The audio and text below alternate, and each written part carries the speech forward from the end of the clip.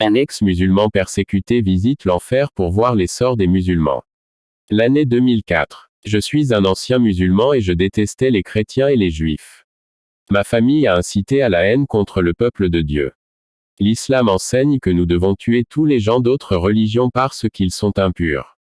Ils soumettent quiconque commet un crime de pensée ou un crime politique aux lois de la charia. Leur seule option est de devenir musulman. Ceux qui critiquent ouvertement l'islam sont crucifiés. L'une des façons de les punir est de le couper les mains. Ils lapident les hommes et les femmes adultères. Les maris peuvent battre leurs femmes et les femmes ne doivent épouser que des musulmans. Les maris peuvent divorcer et épouser des femmes plusieurs fois, contrairement à la Bible. Les hommes peuvent épouser plusieurs femmes, blessant la grâce de Jésus. Si la femme est violée et qu'elle n'a pas 4 témoins, elle sera lapidée à mort. La charia islamique promeut la torture et la mort par rapport à la Bible qui est le livre de la vie et de l'amour. Voir les contradictions de ces 2 livres. L'amputation des membres est une punition islamique. Pour ceux qui assassinent au nom d'Allah sont des héros. Il existe des lois sur la pendaison et les coups. La loi la plus douce est celle des cils. Lorsque ma famille s'est rendue compte qu'il y avait un groupe de chrétiens qui se cachaient pour adorer avec Jésus, nous avons communiqué avec les autorités. Un jour, un groupe de musulmans a été signalé par une autre famille pour s'être converti au christianisme. Les hommes sont arrivés avec des couteaux, des pierres et des barres de fer et ils ont assassiné ce groupe de chrétiens. C'est un groupe violent qui essaie de gouverner en faisant la guerre. La religion islamique est bien plus qu'une secte. Ils sont un parti unique lié au gouvernement et ils sont aussi une faction criminelle. Quelle est la différence entre les trafiquants de drogue et la religion musulmane? Les 2 tuent des gens à cause de leurs intérêts. Pour ma famille, Dieu avait déjà promis le salut en Jésus. Tout a commencé quand mon père a essayé de tuer un chrétien avec un couteau. Il a envahi la maison de l'homme. Les chrétiens étaient à genoux et à aucun moment ils n'arrêtaient leur prière. Mon père, en entrant dans cette résidence, a vu l'ange qui était près de l'homme. Il a pris peur et s'est enfui, car l'ange a pointé l'épée dans sa direction et a dit, « Ne touchez pas à loin de Dieu ». Mon père est devenu chrétien ce jour-là et a raconté cette histoire à la famille. Ma famille croyait en mon père parce que je savais qu'il n'était pas homme à mentir, mais ma famille voulait être fidèle aux lois musulmanes. Ma mère, craignant que la famille ne subisse des châtiments, a dit à mon père de ne pas se convertir à Jésus. Mon père a dit, « La parole de Dieu dit que nous ne devons pas aimer nos parents plus que Jésus. Je reste avec Jésus et je vais en Australie. » Le témoignage de mon père a eu un impact profond sur nos vies. En Australie, c'était un autre homme. Toute la famille s'est abandonnée à Jésus et ils ont quitté notre pays. Ils voulaient la liberté d'adorer Dieu. Je n'ai pas voyagé avec eux parce que j'étais une femme mariée. Seul moi et mon mari qui se sont également convertis à Jésus sommes restés. La conversion de mon mari n'a pas été facile, il a failli me tuer avec un fouet. J'ai été fouetté pour ne pas vouloir servir Muhammad, jusqu'au jour où Jésus est apparu à mon mari, il a montré les marques de clous dans ses mains. Mon mari a touché ses mains. Jésus a dit, « Je ne suis pas un esprit, je suis ressuscité et je suis vivant, ta femme est sur le bon chemin. Un jour ton corps sera glorifié et immortel si tu me suis. » Mon mari tomba à genoux devant Jésus qui s'en alla le laissant heureux. Mon mari ne cesserait jamais d'être musulman s'il ne se produisait pas quelque chose de surnaturel qui changerait sa vie. Après ce jour, mon mari et moi avons rejoint des chrétiens. Nous avons commencé à prêcher l'évangile et une commission d'évangélistes a été formée. Cette commission a commencé à gagner beaucoup d'âmes. Un jour, nous nous sommes agenouillés pour prier. Nous étions 9 dont moi et mon mari. Un groupe musulman est arrivé au lieu de rencontre. Les 3 frères ont réussi à s'échapper. Les 6 frères ont été ligotés et battus. Ils étaient très furieux contre nous et disaient que nous méritions la mort. J'ai vu des démons posséder ces hommes. J'ai été pris en charge avec le groupe. Ils nous ont emmenés en captivité. Nous avons été pendus la tête en bas. Nous avions les pieds et les mains enchaînés.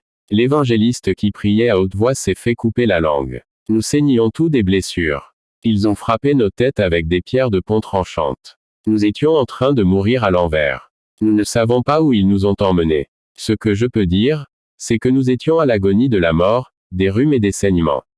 Ils nous ont traités de traîtres. Mes yeux se sont assombris et mon esprit s'est éteint.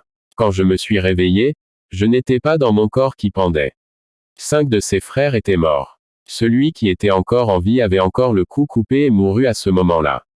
Mon esprit a vu cette scène horrible à l'époque. 6 anges sont descendus du ciel et chacun a emmené l'un d'eux dans la gloire.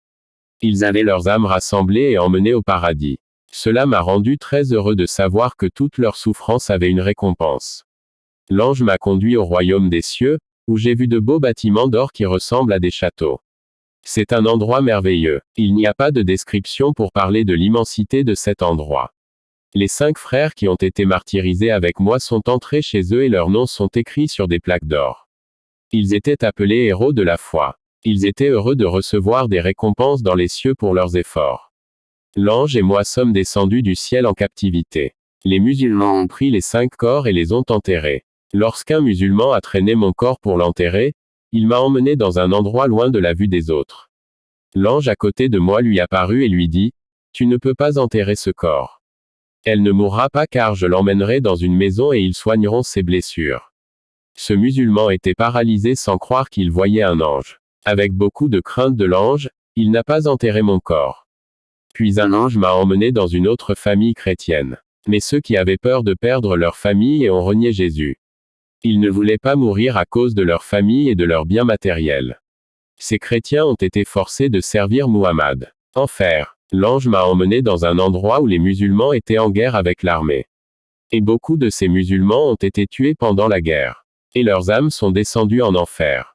J'ai vu quand la terre s'est ouverte et a englouti leurs âmes à l'intérieur. Moi et l'ange sommes descendus par le trou qui s'ouvrait sur le sol.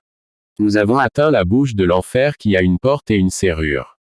L'entrée de l'enfer s'est ouverte avec la présence de cet ange. Nous sommes entrés et sommes restés dans la bouche de l'enfer. Des dents ont poussé à cet endroit et ont percé l'âme de ces gens.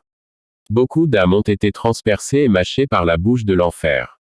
Et une force a poussé les âmes vers le bas. L'ange et moi sommes allés dans la gorge de l'enfer et nous avons atteint l'œsophage. Le tourment dans l'œsophage infernal est terrible. Les âmes de cet endroit sont écrasées. Nous sommes allés dans le ventre de l'enfer. Le feu y est mêlé d'acide. Les âmes de cette région avaient leur corps fondu. Les larves de feu ont un effet corrosif qui gâte les âmes qui sont tombées à cet endroit.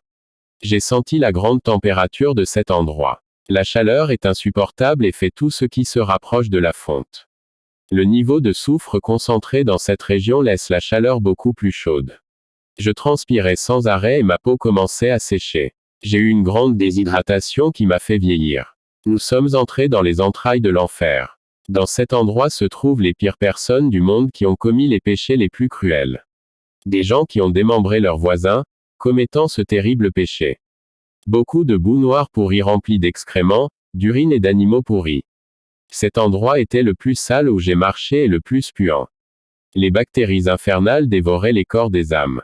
Des vers de 10, 20 et 50 cm se nourrissaient d'âmes. Ces vers mordaient les âmes et aspiraient toute la substance jusqu'à ce que les gens soient flétris comme des fruits de la passion. J'ai vu un endroit en enfer qui broie de la viande à cause de sa grande gravité. Les âmes ont été battues et écrasées. Ces minuscules petits morceaux gémissaient et se déplaçaient. Rien n'est mort à cet endroit. La mort ne tue pas ce qui est déjà mort. Mais les douleurs mortelles restent à jamais dans ce lieu. La mort est sur la terre moissonnant ceux qui sont vivants. L'enfer est un lieu de mort. Il n'y a pas de vie là-bas, la mort ne peut pas les tuer ou leur enlever la vie parce que ceux qui vivent en enfer ont déjà perdu la vie. L'ange et moi sommes allés au foie de l'enfer. Quand nous sommes arrivés, les flammes ont grandi et nous ont recouverts. Le feu a essayé de nous renverser, mais la lumière qui enveloppait l'ange nous protégeait. Cette partie de l'enfer a un feu féroce qui dévore les âmes qui s'y trouvent. Cet endroit ressemble à une bête, tout ce qui s'y trouvait voulait nous attaquer. Ces choses avaient une vie. J'ai vu plusieurs yeux dans l'enfer qui me regardaient, moi et l'ange. Le feu rugit comme un lion. La sorcellerie. Nous sommes allés au poumon gauche de l'enfer et avons contemplé une ligne spirituelle qui a atteint la terre. L'ange a dit, c'est la forte connexion spirituelle de la terre avec l'enfer. Cette connexion passe par le satanisme, la sorcellerie et d'autres fausses religions. Toute sorcellerie pratiquée sur terre est liée au poumon de l'enfer. J'ai observé que de cet endroit coulait une grande quantité d'énergie infernale vers la terre. Toute cette force maléfique est montée sur terre et a permis aux gens de pratiquer l'occultisme. Espions demons. Nous sommes allés à l'œil droit de l'enfer. Il y a un endroit où la terre est surveillée par des démons espions. Ils peuvent voir certaines églises qui posent des problèmes et prévoient de les attaquer. Technologie. Nous sommes allés dans l'esprit de l'enfer et avons vu Satan assis sur son trône. C'est là que les grandes inventions technologiques, chimiques et scientifiques sont produites pour détruire l'humanité. Mohamed musulman. L'ange m'a montré beaucoup de musulmans en enfer. Ils sont là parce que le Coran en a fait des tueurs. Le Coran envoie les épées au cou des chrétiens et ceux qui survivront seront emprisonnés.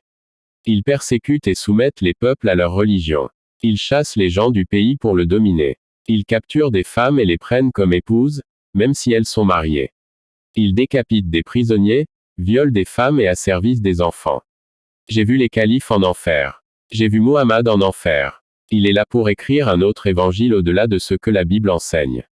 Muhammad est un menteur, il a inventé le Coran qui a été conçu en enfer. Ce n'est pas l'ange Gabriel qui lui est apparu mais Satan qui l'a trompé. Muhammad est en enfer pour avoir été assoiffé de sang et avoir participé à la lapidation. Je délivre un avertissement de Jésus aux musulmans, convertissez-vous à Jésus ou vous finirez tout en enfer. Arrêtez de croire aux mensonges. Vous dites que les hommes qui meurent en martyrs au nom d'Allah ont le droit d'avoir 72 vierges au paradis. Vous vous suicidez avec des bombes sur votre corps et pensez que vous allez au paradis. En fait, tu vas en enfer. J'ai vu beaucoup de musulmans repentis en enfer pour avoir commis un attentat suicide. Ils sont en enfer en ce moment. Le djihad ou la guerre sainte ne vous garantira pas la vie éternelle, seul Jésus est la vie. Le paradis n'est pas une oasis. Vous n'avez aucune connaissance du vrai Dieu d'amour. Lire. Jean chapitre 3 verset 16 Car Dieu a tant aimé le monde qu'il a donné son Fils unique, afin que quiconque croit en lui ne périsse pas, mais qu'il ait la vie éternelle. Éphésiens chapitre 2 verset 9. Le salut n'est pas une récompense pour les bonnes choses que nous avons faites, donc aucun de nous ne peut s'en vanter. 1 Jean chapitre 3 verset 1 Voyez combien notre Père nous aime, car il nous appelle ses enfants, et c'est ce que nous sommes. Mais les gens qui appartiennent à ce monde ne reconnaissent pas que nous sommes les enfants de Dieu parce qu'ils ne le connaissent pas. Et Apocalypse 22. Jésus n'est pas un prophète, il est Dieu. Lire. 1 Jean chapitre 5 verset 11 à 21, et ceci est le témoignage, que Dieu nous a donné la vie éternelle, et cette vie est dans son Fils. Celui qui a le Fils a la vie, et celui qui n'a pas le Fils de Dieu n'a pas la vie. Afin que vous sachiez ces choses, je vous ai écrit à vous qui croyez au nom du Fils de Dieu, afin que vous sachiez que vous avez la vie éternelle et que vous croyez au nom du Fils de Dieu. Et c'est ici la confiance que nous avons en lui que, si nous demandons quelque chose selon sa volonté, il nous écoute. Et si nous savons qu'il nous écoute, quoi que nous demandions, nous savons que nous avons les requêtes que nous désirons de lui. Si quelqu'un voit son frère commettre un péché qui ne mène pas à la mort, il le demandera, et il lui donnera la vie pour ceux qui ne péchent pas jusqu'à la mort. Il y a un péché jusqu'à la mort, je ne dis pas qu'il priera pour cela. Toute iniquité est péché, et il y a un péché qui ne mène pas à la mort. Nous savons que quiconque est né de Dieu ne pêche pas, mais celui qui est né de Dieu se garde lui-même, et ce méchant ne le touche pas. Et nous savons que nous sommes de Dieu et que le monde entier est dans la méchanceté. Et nous savons que le Fils de Dieu est venu et nous a donné l'intelligence, afin que nous connaissions celui qui est vrai, et nous sommes en celui qui est vrai, en son Fils Jésus-Christ. C'est le vrai Dieu et la vie éternelle. Petits enfants, gardez-vous des idoles. Amen. Et nous a donné l'intelligence, afin que nous connaissions celui qui est vrai, et nous sommes en celui qui est vrai, oui en son Fils Jésus-Christ. C'est le vrai Dieu et la vie éternelle. Petits enfants, gardez-vous des idoles. Amen. Et nous a donné l'intelligence, afin que nous connaissions celui qui est vrai, et nous sommes en celui qui est vrai, oui en son F.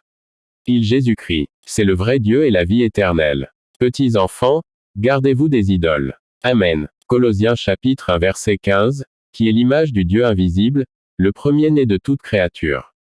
Colossiens chapitre 2 verset 9, car en lui habite corporellement toute la plénitude de la divinité. Michée chapitre 5 verset 2, mais toi, Bethléem Ephrata, bien que tu sois petite parmi les milliers de Juda, cependant de toi sortira vers moi celui qui doit régner sur Israël, dont les sorties ont eu lieu depuis les temps anciens, depuis l'éternité. Toi seul crois en Allah et en son prophète Muhammad qui est en enfer. Mais au Père, au Fils et au Saint-Esprit, vous ne croyez pas. Lire. Matthieu chapitre 3 versets 16 à 17, et Jésus, lorsqu'il fut baptisé, monta aussitôt hors de l'eau, et voici, les cieux s'ouvrirent à lui, et il vit l'Esprit de Dieu descendre comme une colombe, et éclairer sur lui, Et voici une voix du ciel disant: Celui-ci est mon Fils bien-aimé, en qui j'ai mis toute ma complaisance. Jean chapitre 14 versets 16 à 17, Et je prierai le Père, et il vous donnera un autre consolateur, afin qu'il demeure éternellement avec vous, même l'Esprit de vérité, que le monde ne peut recevoir, parce qu'il ne le voit pas et ne le connaît pas, mais vous, vous le connaissez, car il habite avec vous et sera en vous. Matthieu chapitre 21 verset 19, Et lorsqu'il vit un figuier sur le chemin, il s'approcha, et n'y trouva rien que des feuilles, et lui dit: Que désormais aucun fruit ne pousse sur toi à jamais. Et bientôt le figuier s'est desséché. Jean chapitre 15 verset 16, Vous ne m'avez pas choisi, mais je vous ai choisi, et je vous ai ordonné, afin que vous alliez et que vous produisiez du fruit, et que votre fruit demeure, afin que tout ce que vous demanderez au Père en mon nom, il peut vous le donner. 2 Corinthiens chapitre 13 verset 14 La grâce du Seigneur Jésus-Christ, et l'amour de Dieu, et la communion du Saint-Esprit, soit avec vous tous. Amen. Et Éphésiens chapitre 2 verset 18, Car par lui nous avons tous deux accès par un seul esprit au Père. L'ange m'a fait tomber. J'étais dans la maison du musulman. Il voulait enterrer mon corps. Je suis resté un jour mort et je suis retourné vers ce musulman à qui l'ange avait ordonné de prendre soin de moi. Cet homme est devenu chrétien et, avec sa femme, a pris soin de mes souffrances. J'ai prêché l'évangile à une fille musulmane. Elle s'est convertie et s'est enfuie de chez elle pour que ses parents ne la découvrent pas et ne la punissent pas. J'ai récupéré dans la maison du musulman qui a pris soin de moi et s'est rendu là où se trouvait ma famille. Mon mari n'est pas revenu et est parti pour toujours être dans la gloire avec les autres frères qui sont morts avec lui. Dieu a permis que leur corps soit enterré, mais le mien ne l'a pas fait. J'étais le témoin du ciel sur terre pour rapporter l'œuvre de rédemption au peuple musulman. Jésus offre bien plus que la religion musulmane. Jésus a la vie éternelle pour leurs âmes et ressuscite leurs corps qui mourront un jour. L'immortalité sera votre victoire, abandonnez simplement votre vie à Jésus. Au lieu de la haine que vous ressentez pour les gens, l'amour de Jésus envahira votre cœur. Ne tuez pas, aidez les gens et parlez-leur de Jésus. Vous aurez vos récompenses. Je vous aime tous, restez dans la paix de Dieu. Amen.